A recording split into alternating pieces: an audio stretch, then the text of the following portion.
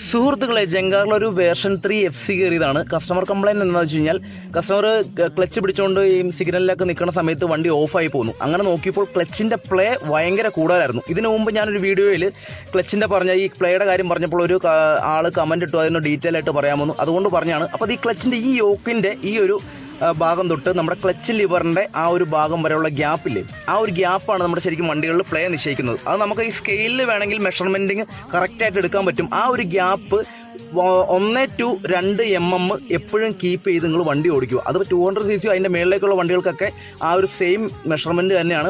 അപ്പോൾ അഡ്ജസ്റ്റ്മെൻറ്റ് നമ്മൾ ഈ ഒരു അഡ്ജസ്റ്റർ ഉണ്ട്, ഈ അഡ്ജസ്റ്ററിൽ നമുക്ക് പ്ലേ കറക്റ്റാക്കാൻ നിങ്ങൾക്ക് തന്നെ ചെയ്യാവുന്നതാണ്. അപ്പോൾ കാര്യം എൻ്റെ അടുത്ത് വന്ന് ചെയ്താൽ ഞാൻ ഒരു 10-30 രൂപ മേടിക്കുന്ന കേസാണ്. എങ്കിലും പോട്ടെ, ഒരു ചെറിയ കാര്യമാണ്, പക്ഷേ പ്രയോജനം വലുതാണ്. അപ്പോൾ നിങ്ങളുടെ വണ്ടിക്ക് ഈ ഒരു പ്ലേ നിങ്ങൾ ശ്രദ്ധിക്കുക, കറക്റ്റായിട്ട് നോക്കുക. അപ്പോൾ വീഡിയോ ഇഷ്ടപ്പെട്ടാൽ ഫോളോ ചെയ്യാൻ മറക്കരുത്. നമുക്ക് അടുത്ത വീഡിയോയിൽ കാണാം. Bye bye.